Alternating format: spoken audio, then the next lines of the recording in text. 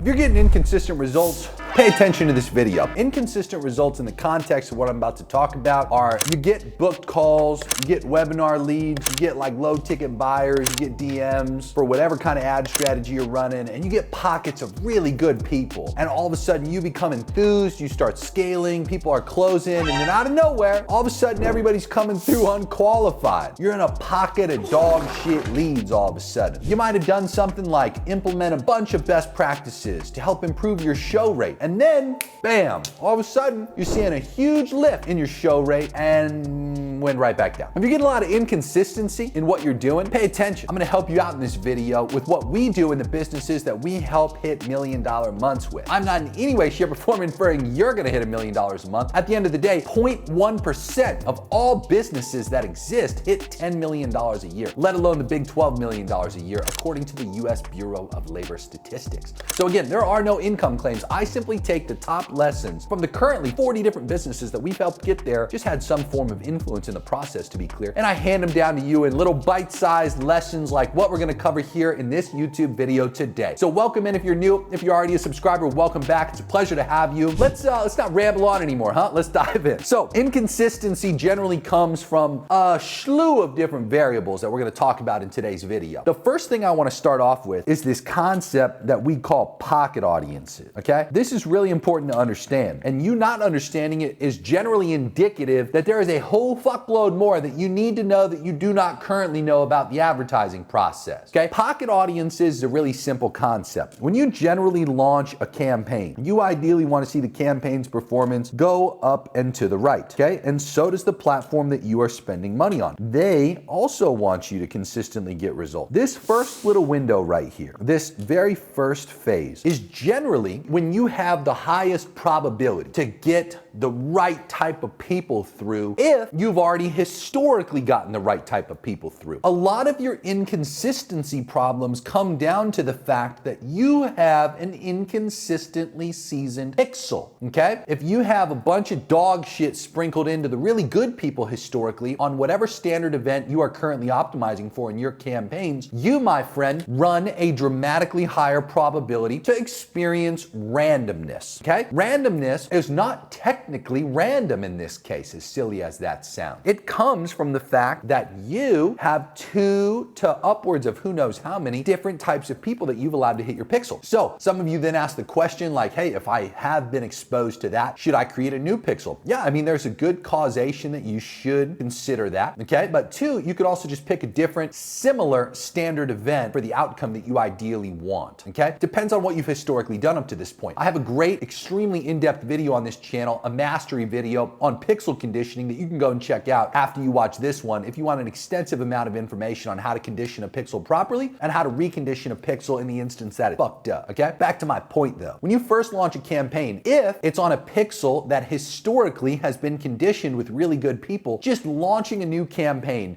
right away dramatically increases the probability you go back into a good target audience. There's a lot of different ways that you communicate with these ad channels that you're likely also oblivious to because you're undereducated on the platforms you're trying to go big on. These platforms, they don't pick up the phone and call you in most instances to make their decisions in real time algorithmically. What do they do instead? They monitor your behavior and the signals that you provide to it. I'm gonna give you a handful of signals as an example. If I increase ad spend, is that a good signal or a bad signal? Does it reinforce that I like what's happening? Or does it signal that I don't like what's happening if I increase the budget? What about if I decrease the budget? What about if I just turn off the campaign and then turn it back on again? What if I overcomplicate the campaign? You know, one of the #1 variables that these platforms love more than almost anything else is simplification. So if I go in there to an existing campaign that has performed well and I start duplicating a few of the ad sets within it, letting the original ad sets run, or I do the same thing on the ad level, maybe I add a bunch of new variables or I remove a bunch of variables, and again, I just signal to it a bunch of things that you don't think mean anything, but to the AI that you're working with mean everything. They're indications of what you think. Those signals make a big difference to what it does next. The data coming back to it makes a big difference of what it's gonna do next. I'll give you a great example. We had a client recently, they were like, hey, we're getting a lot of really good qualified people, like exceptionally qualified people. And then we get some people that are just good in general. Is there any way to like try to find more of these like really qualified people to bring through? And I was like, yeah, let's try something, okay? And this is a super pro tip. I'm really surprised I'm gonna give this one to you for free because generally generally I withhold the absolute best stuff that's gonna make you the most for my paid programs, like my Inner Circle program, where we do twice a month one-on-one calls, weekly group calls, quarterly in-person masterminds, and we have a group chat full of rich people trying to get a hell of a lot richer. The point that you would join into that forum is to accelerate your progress. You're a smart person, you're likely already doing a couple $100 grand, or maybe you hit the lowest current qualification for income threshold, which is $100K a month,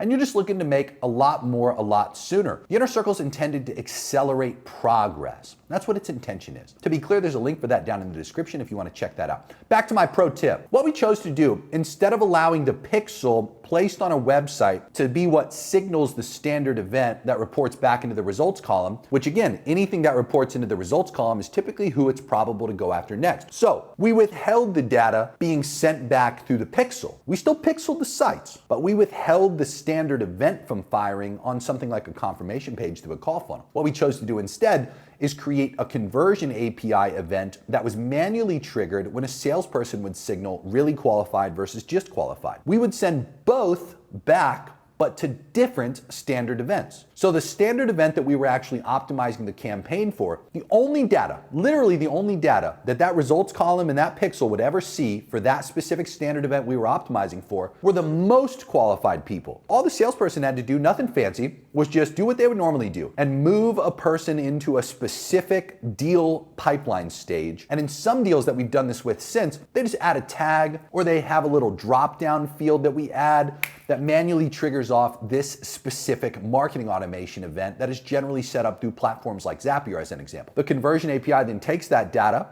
sends it back to the pixel, reports it into that results column, and that biases who the platform and the AI is probable to go after next. Pretty simple, right? Well, that tip single-handedly, from a pixel conditioning perspective, could also create a tremendous amount of additional consistency that you currently lack. Remember, just from this first point I'm attempting to make, 2 points technically. At the very beginning of a campaign, if a campaign's ad account that it's operating within and that standard event that you're optimizing that campaign for have a bunch of historical data to leverage, it's gonna leverage that type of person for who it definitively goes after. Nowadays, with advantage detailed targeting and advantage audiences essentially just defaulting almost everything to broad, if you're in an account like that, you need to have pixel conditioning best practices in top of mind consideration for, again, just to be clear, helping you navigate the waters of inconsistency and turning it into predictable people that consistently come through, okay?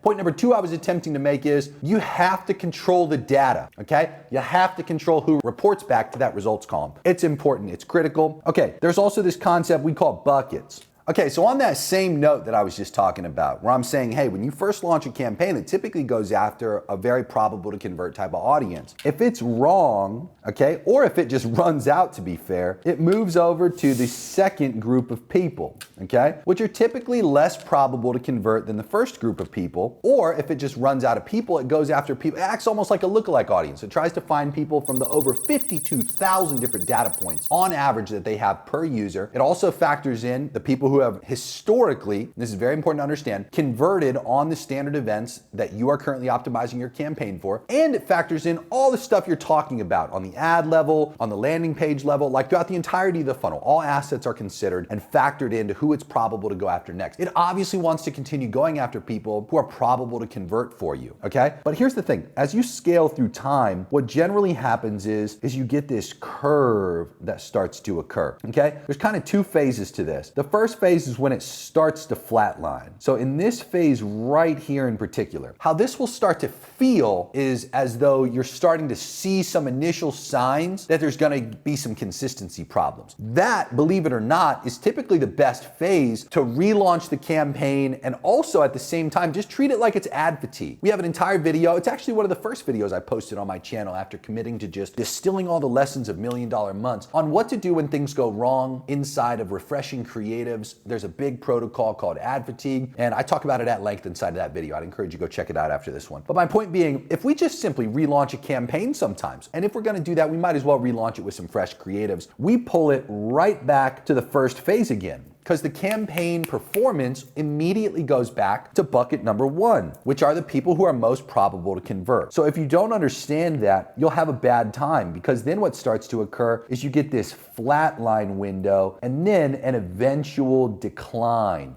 okay? Some people, believe it or not, ride their campaigns straight into the fucking ground until they as a business become unprofitable. Then they'll pull the spend all the way back, they'll blame the platform and act like it's their fault instead of their fault as the user, okay? They'll blame the platform. Terrible, terrible approach to blame the multi-hundred billion dollar, sometimes trillion dollar organizations, okay, on your lack of advertising awareness on how to create consistency. Like, just reflect with me real quick. Do you know anything about what we're talking about so far? If not, that'd be a great time to consider investing into yourself for some proper education. Okay, remember, my goal is to take you as a winner and help you win more sooner. I'm here to help you accelerate your progress, okay? If you're somebody that's rich and trying to get a hell of a lot richer, check out the links in our description. At the end of the day, you don't know what you don't know. And I'm here to help put you on game to create additional results for you that, yeah, you're likely gonna experience. But man, what's your probability of giving up? What's your probability of getting there at the speed I could help you get there on your own, right? I'm not sitting here saying you're not smart enough to figure it out, but why spend the money, the time, the stress, the resources, and the potential burnout to figure it out on your own? It just doesn't make that much sense. Again, if you're rich and trying to get a hell of a lot richer, check out the Inner Circle program. You have to be making a minimum of $100K a month, and you have to be able to commit for an extended duration of time to be amongst the people that are within that community. It's a phenomenal, well-preserved resource, okay, that we all cherish and hold dear to us. We don't allow random outsiders who aren't probable to get results in there. We take the people that we allow in extremely seriously, okay? And it's not just some bullshit marketing tactic. We genuinely vet you as much as you're probable to vet us to see if it's a good fit. So I encourage you, check out the link in the description for the Inner Circle offer, or check out the link in the description for my Master Internet Marketing program. Extremely in-depth amounts of information over the course of 7 full weeks, where we talk at length for 3 to 5 hours per class with worksheets and dozens of videos in between each one of the classes, those big 3 to 5 hour classes for the homework libraries. It's a great community, extremely active. There's a link for that in the description as well. Back to my point though, think about this. If you don't know this, that's a big part of why you're experiencing inconsistency. I'll give you a great example. There was a recent Inner Circle member who implemented every best practice that there was to implement to help improve his show rate. His show rate went from the 40s, high 30s to be clear, all the way back up into the 60s, almost 70% for his show rate. It was dramatic for what that did to his revenue, to the morale of the sales organization, and just the business period. It was high-spirited and very optimistic. And then out of nowhere, inconsistency. But when you dug into it, to no surprise, the campaign had reached that phase, okay? Where it started to plateau, and then after the eventual plateau, it started its eventual decline. Here's the thing that occurs that is very important for you to understand. This bucket system is relatively never ending, and sometimes it can move into buckets that are in the 50s or even 60s as an example of late stages of these particular campaigns. And what happens every bucket that moves away from the first concentrated group of people that it deemed the most probable to convert? They become less probable to convert. So keep in mind, the longer a campaign is running in most instances, okay, there are outliers to this, but in most instances, the longer a campaign runs, the less probable it is to consistently perform, okay? And there's not a static answer for this. It's not like, oh, an average campaign can last like 3 to 5 weeks and then it's fucked. No, I've had friends and myself that have had campaigns run for literally a year plus and just milked the fuck out of it, scaled it. But these are big markets with large quantities of addressable potential customers, okay? When you operate in a more niche vertical, depending on also how you have the campaign set up, depending on a lot of the other variables we've already discussed like pixel conditioning, depending on the creatives and the hooks that you've chosen to deploy, these all dictate how long a campaign's probable to perform before it experiences that plateau and then the eventual decline, okay? Again, there's not a static answer, but you have to be able to know. You have to be able to start to see when these different things statistically start to present themselves, because that's typically where you see it first. There are leading indicators that you can point your finger to and say, oh, I can see it coming. I live here in Miami as an example. I live in a beautiful penthouse. I can see very far into the ocean, okay, over here at the Atlantic Ocean. I can look out there and I can see storms brewing miles and miles off the coast. And I can also just go stand on my balcony and get blasted by wind in a particular direction. Am I then shocked, in addition to all the other weather tools that are available to me in modern day, when it starts to rain in a few hours from then? No, I can see the initial signs of life, the leading indicators that I'm about to get fucking drenched if I go outside. Oh God, they try to drown me in this hole. I cannot see. A nigga, goddamn. Okay? My point being, you got to be able to see the initial signs of life, those leading indicators for when you are going to start experiencing the inconsistency. Okay? There's also something really important to understand. With these buckets, okay, and with data restriction, being able to withhold data from the pixel and only allowing the right people through, that can also correct the course. Okay, if I'm driving a car, like I just got this new McLaren 750S Spider. It is fucking insane. I traded my Ferrari 458 for it, and it's a rear wheel drive vehicle. It's like twin turbo V8. It's got 700 something odd horsepower. And when you fucking punch this thing, it gets a little squirrely, okay? Just because it gets a little squirrely doesn't mean I need to stop the car and re-go from 0 miles per hour in my direction. It's like, no, dude, you can just correct the car, let off the gas just a little bit, and then punch it again in order to continue going fast after having a little bit of a correction occur. You don't always just need to relaunch a campaign. You don't always just need to overcome ad fatigue. Sometimes you just have to withhold a little bit of data, okay? The equivalent of letting off the gas a little bit, correct it, and then punch the gas again. So when I sometimes in campaigns start to see a little bit of inconsistency, okay, remember what I mentioned with signals. I will signal to the platform that I don't like what it's currently doing. And I'll withhold data going back to the pixel column for the wrong people. I will step up the data restriction and who I allow to touch that pixel while I am also pulling back spend a little bit. Not a huge amount, but remember, pulling back spend signals to it, I don't like what's currently going on, okay? So as soon as I don't like what's currently going on, tell it that you don't like what's going on. Signal to it that you don't like what's going on, okay? And in addition to that, super fucking mega pro advertiser tip, withhold the data that goes back to it. Those times specifically, you can kick up the data restriction a little bit and use that conversion API tip that I talked about towards the beginning of this video to get you to a position where that pixel course corrects and then you fucking punch the gas. If and when you do that tactic, okay? It's very important you execute this correctly. Like I said, you don't have to slow the car down to 0 miles per hour when you start to get a little squirrely, okay? You gotta know how to correct it. When it starts to correct, just like in the car, I'm fucking punching the gas again, dog, okay? You do the same thing in those ad accounts. As soon as you start to see a high quantity of the right people come through again, let the data flood back to the pixels so it gets a fuckload of those type of people hitting it, and punch the fuck out of the gas. Spend more money immediately. Because what's it do? It triples down on that target demographic that it's currently in.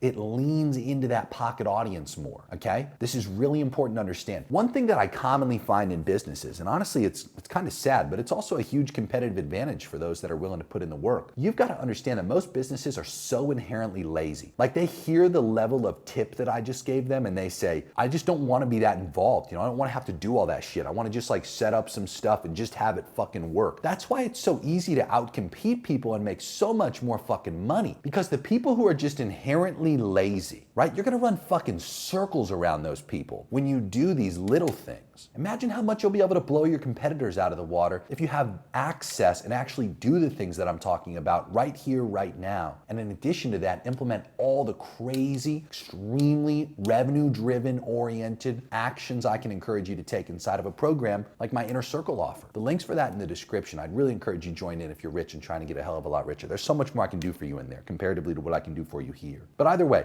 I put you on a lot of fucking game in this video today. I hope you enjoyed it. Do me a favor, like the video, share it with somebody who needs to hear it. Help your friends stop bitching about consistency. Send them over this video. And at the least, if you're not already subscribed, subscribe to the channel. And if you already are, thank you so much for being here with us. Go check out some of the other videos that I just recently posted that you may have missed so you can go out there and get richer. Talk soon.